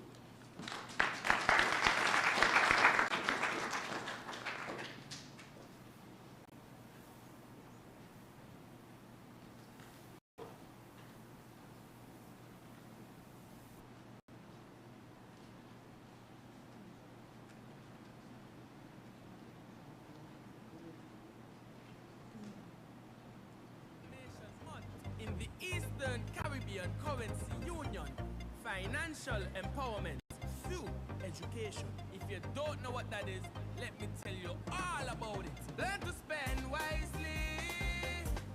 Invest to grow your money. Business stability. Step up financially. Help the region's economy. Work to financial security. Prosperity for all of we. FIM is for you and me. FIM is for everybody. So tell your friends and your whole family. Financial empowerment through education. Build yourself and the entire region. Learn to spend wisely. Invest to grow your money. Business stability. Step up financially. Financial Information Month. Financial empowerment through education. We develop information products on government's policies, programs, projects, and activities, which are then channeled through various communication platforms.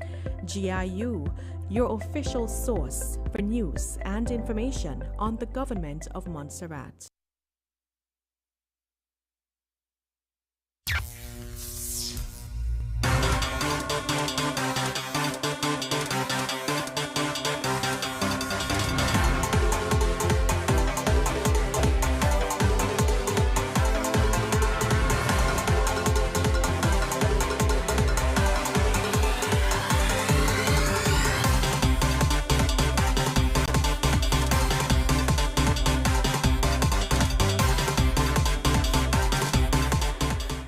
I said census.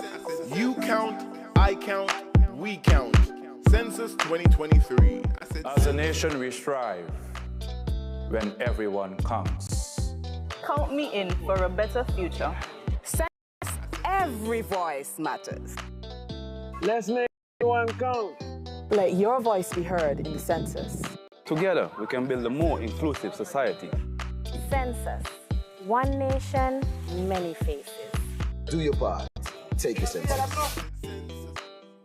Counting the ways to improve our nation. Census matters, so do you. Census is counting on you. Census 2023, making every voice count. Be the difference in your community. Take the census. Census, one chance to share your story. Yeah, Census 2023, paving the way for change. Nice. Count me in today, include me in tomorrow. Good evening again. The results are in. And at this stage, I will ask the head judge, Ms. Dion Semple, to grace us with her presence on the stage so that we can have the results. Ms. Semple?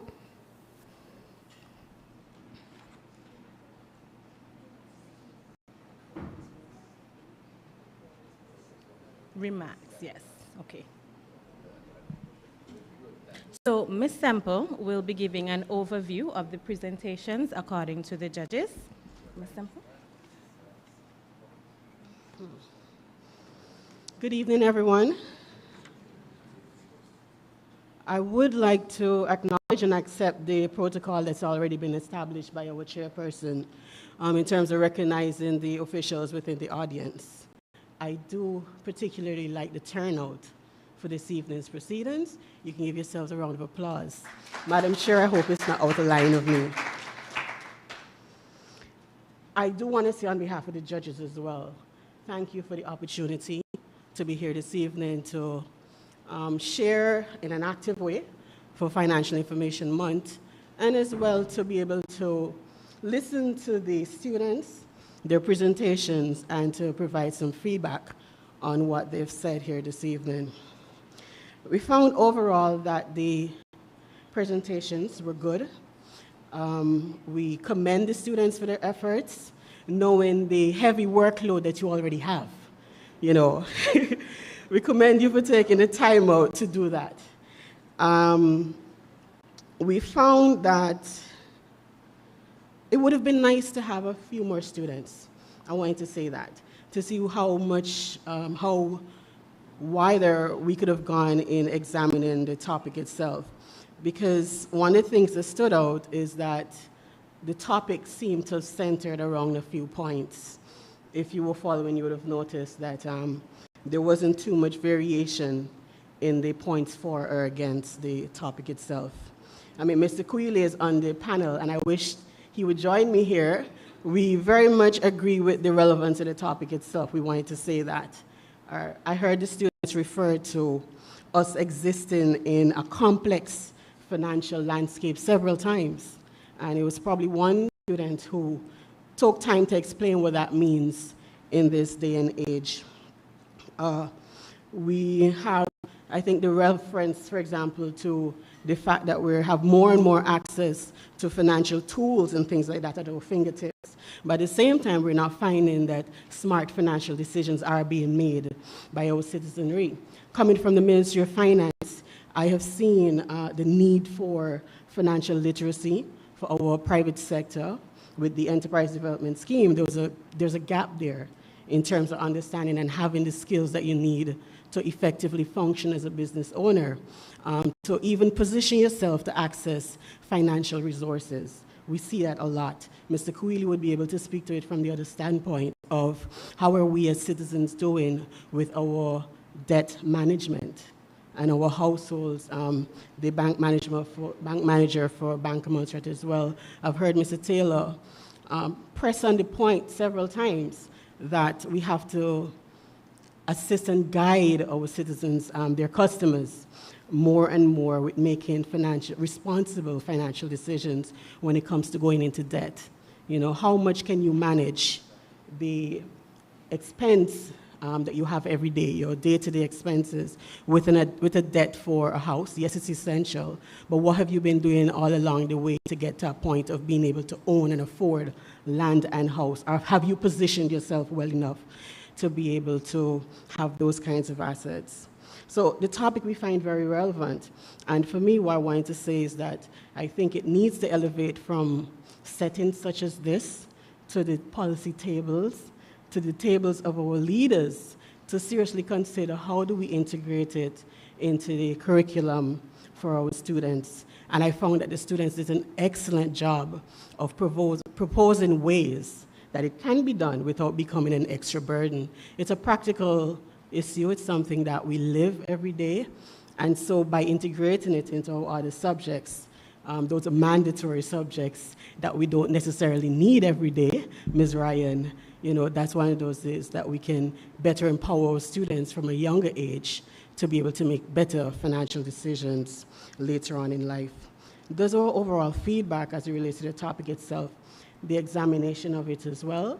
We feel like there could have been a bit more done for students to present different perspectives on the issue. It's too limited in that regard.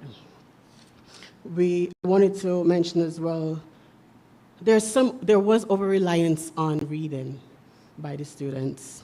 And I think I see it repeatedly whenever we do have presentations of this nature, except where it is stated that it's mandatory that you do not come with a piece of paper. That's the only time that you don't see it. But once it's an option, students prefer to have their notes with them. The challenge with that is that you're limited in what you can do in delivering your points. We found that one of the presenters was fairly skilled at this, though. He referred to his paper, but at the same time, he was able to engage with the audience. He was able to use his hands, to deliver and strengthen his points. His modulation in his tone was very good. We heard the audience react appropriately to the information that he was sharing. We were sad sometimes when he said certain things, like, how could it be? And in this, he got us enraged as well, at the same time. We found as well the first speaker was, she really set the tone for the evening. A unique approach in having a live prop with her, and providing us a visual as to how the kinds of decisions that we have to make every day. Unique approaches to these things. It's not something that you're used to seeing when it comes to public speaking. So that was welcomed, definitely. We also welcomed the approach of one of the speakers to take the harder, the more difficult road of going against the topic. I commend that. The presentation we found, however, could have been strengthened, however, with a bit more research. It was too based on feelings and personal reactions and thoughts. And if you're going to come for a fight like this, you've got to come armed, because somebody else will do it. And we found that the first speaker did that exceptionally well in presenting statistics and researched information on the topic, which we want to commend as well, that your position must be supported by evidence.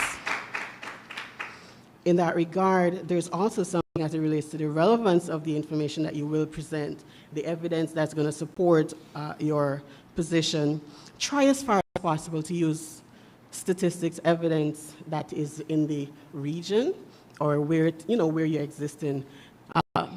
Granted, data availability is not something that we're very good at in the region, so I could understand the US reference to students' financial decisions.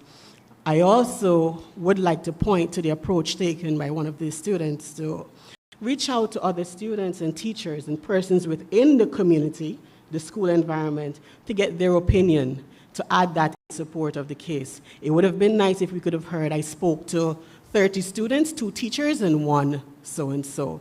So we can get a sense of what aspect of the population at the school was represented in your little survey. And, is it a fair representation of the views of persons in that setting? So those are a few pointers that we wanted to share overall. One speaker as well, we found that the approach that was taken was to list as many points as possible. And at some point, some of those things began being repeated, and they could have been grouped together and help to strengthen the point for one issue. So pay attention to that. We have eye contact right now. Next time around, pay attention to it and see how you can strengthen point for or against with the information that you do have, rather than trying to go for quantity as opposed to quality, is what I'm aiming for, trying to say at this point. Quality over quantity in your points. Traditionally, we have about 3 points, and then you expound on those and you support them as much as possible. If you are going to spend time delivering 5 or 6 points for your position, they have to hit really hard, they have to be very, very clear, and they must be delivered as well with supporting information each time, so that there's a case being built up as you continue. So that is it for us, and congratulations again for the effort that was made. Congratulations again as well to the ECCB for putting on a session and a forum like this, always needed and welcome as we prepare for things like the Leeward Island debating competition. We can see the strengths that we have, and we can see where it is that we need to improve as we go forward. Thank you again.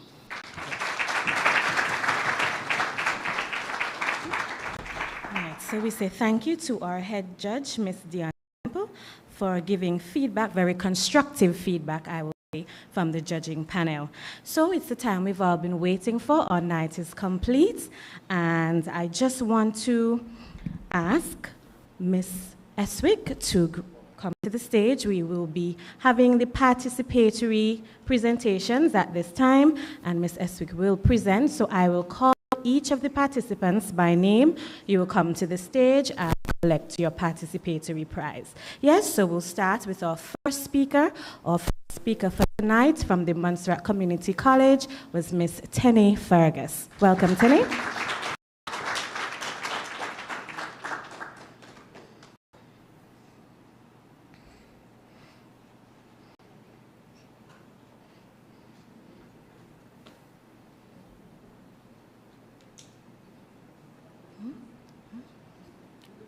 The second speaker from the MSS, Ms. Kayla Ryan. Kayla, welcome to the stage.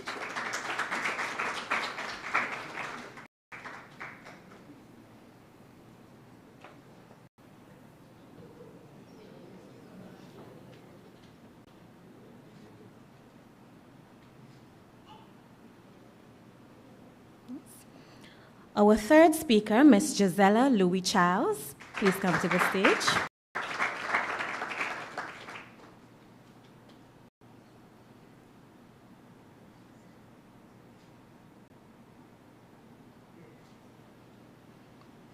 Mr. Davidson Alerte, our fourth speaker from the Montserrat Community College.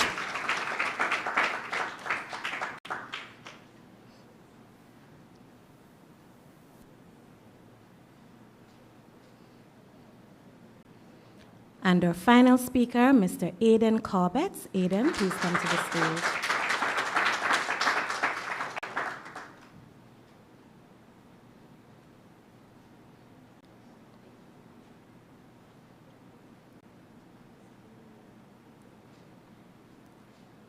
Tenny, I'm going to ask that you come again so that you can have your proper photo like the others. Thank you so much.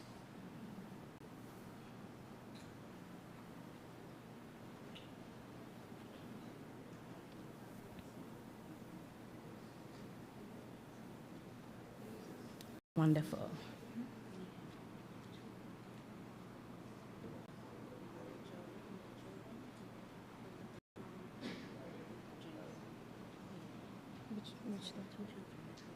Okay. So at this time, I want to welcome our two students from Braids Primary School that rendered the FIM song so beautifully. Please come to the stage.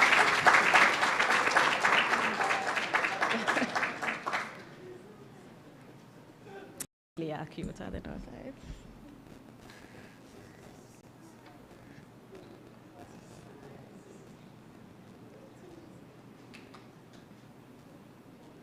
And congratulations to them.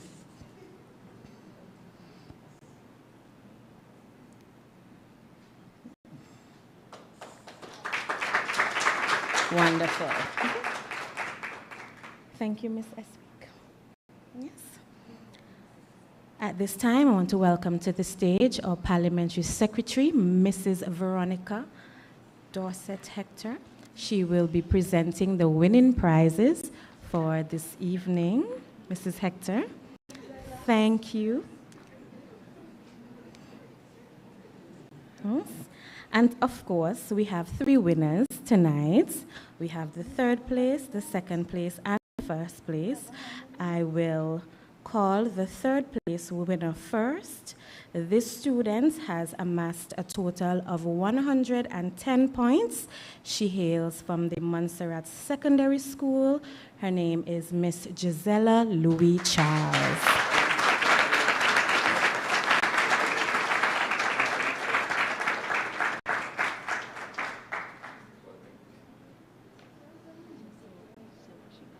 Yes, I will.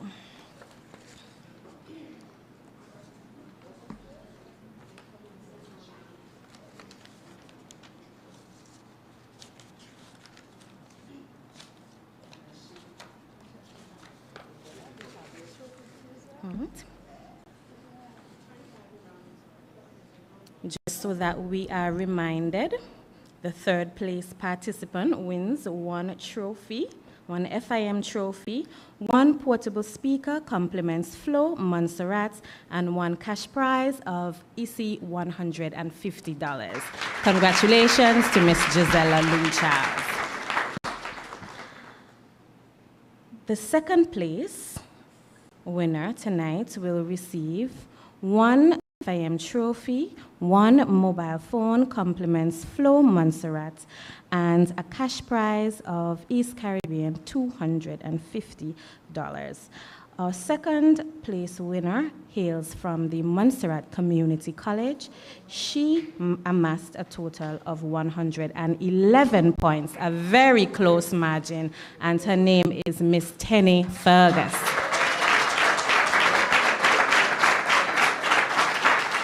Congratulations, Tenny.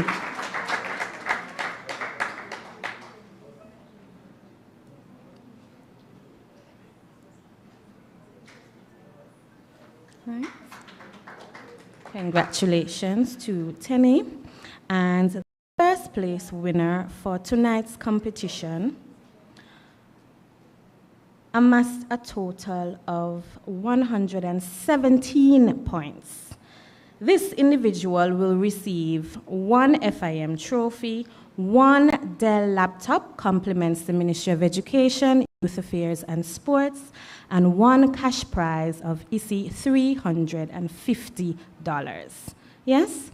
Congratulations to Mr. Aiden Corbett. Aiden Corbett has won the ECCB public speaking competition. Congratulations, Aiden.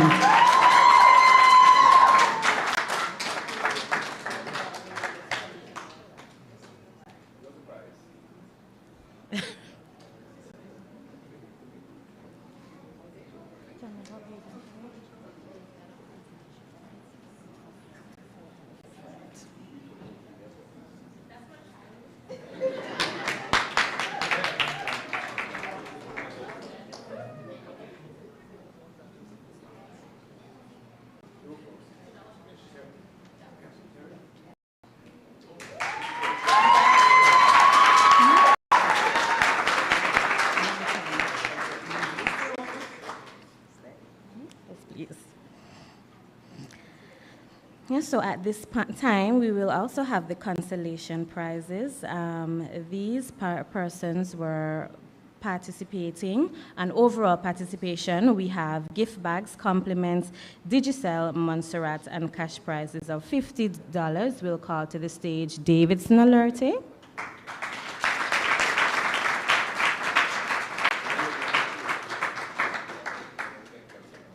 And Kayla Ryan.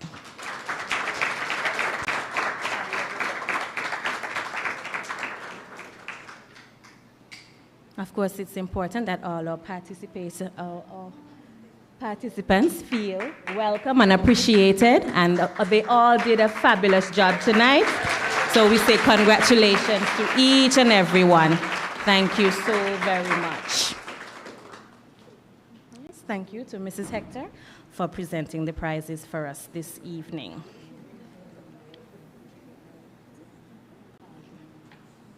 Right, ladies and gentlemen, thank you very much.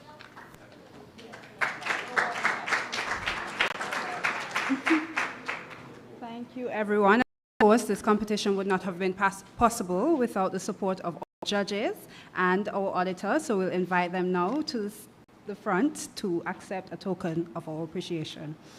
We have Mr. Peter Quealy.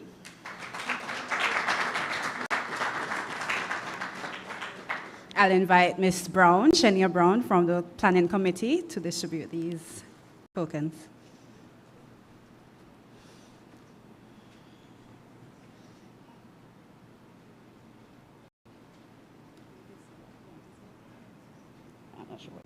Thank you.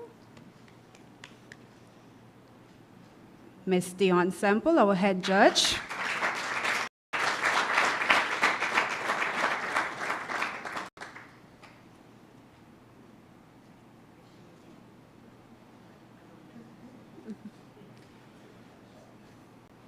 Dr. Gregory Julius.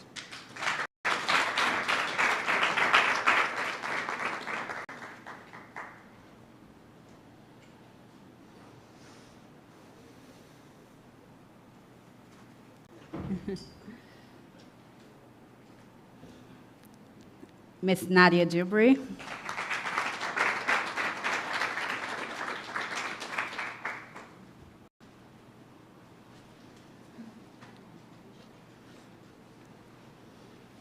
And not forgetting our host, our chairperson for this evening, Miss Castle, Michelle.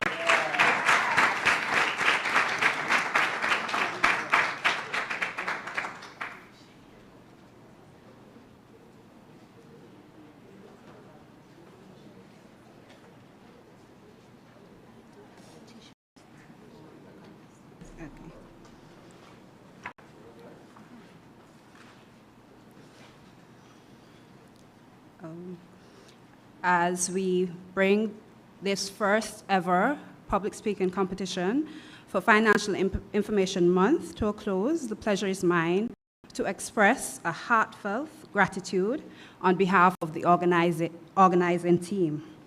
It has been an incredible journey of words, thoughts, and ideas that have inspired and enlightened us. First and foremost, we thank the Almighty for allowing us to be here today to witness this event and for bringing us safely through. Our appreciation also goes out to all participants who demonstrated courage and eloquence on stage today. Tenny, Kayla, Gisela, Davidson, and Aiden, congratulations. I can say from our side it was a challenge, but we thank you guys for taking the challenge and for being here today to make this competition the success that it was. And we hope that next year, when we come again, you'll be able to encourage more of your colleagues to participate, as this is an opportunity to grow and improve your public speaking skills. To our officials, Mr. Quealy, Ms. Sample, Dr. Julius, Ms. Dubry, thank you for your time, knowledge, and dedication in evaluating each speech with utmost fairness and diligence. Your insightful feedback and constructive criticism will surely help the speakers grow and improve in their public speaking endeavors. I extend deepest appreciation to our chairperson, Ms. Michelle Castle, for setting the stage and guiding us through this evening's event. Your words of encouragement and wisdom have motivated our participants and lent an aura of professionalism to the competition. To the Financial Information Month Public Speaking Competition organizing team, who worked diligently behind the scenes to make this event a reality, it is much appreciated. Your dedication to excellence and attention to detail has not gone unnoticed, and the success of this competition is largely due to your hard work and dedication. Thank you especially to Ms. Angela Eswick, Country Manager. I know she's not expecting this, and the colleagues at ECCB, Shanique and Mr. KB, who, although he was not here for a long time, we appreciate all your support in making this public speaking competition a success. We appreciate your ideas and opinions. Your advice has been invaluable in shaping and ensuring the success of this event. Thank you to our sponsors supporters, and partners whose generosity and confidence in the value of public speaking enabled this event to take place. Your contributions have aided in the development of a platform for developing talent and to exchange ideas.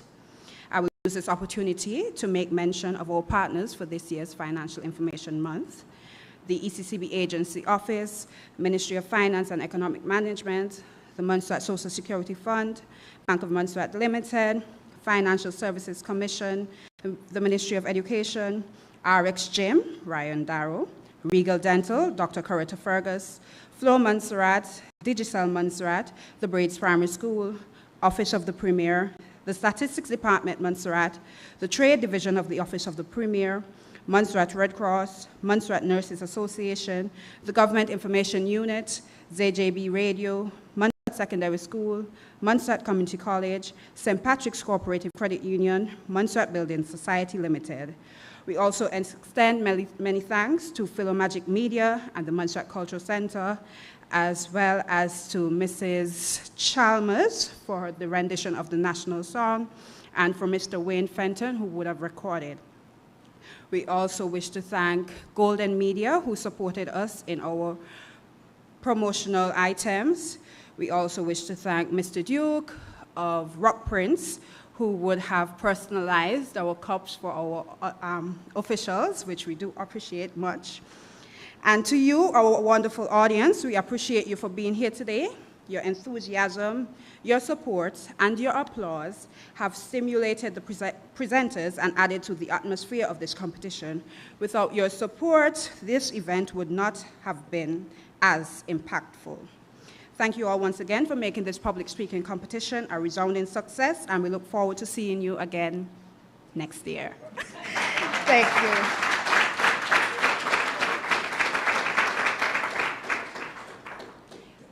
And thank you, of course, to DS Media. We look forward to the lovely images. Thank you for covering last night and this evening. We appreciate you.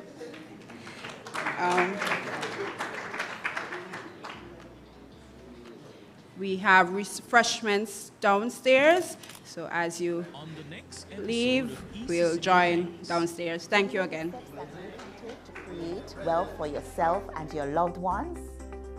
This week, insurance advisor at Sagicor Life Inc., Quinn Martin, discusses how you can create, manage, and protect your wealth. I think persons need to have a solid plan. They need to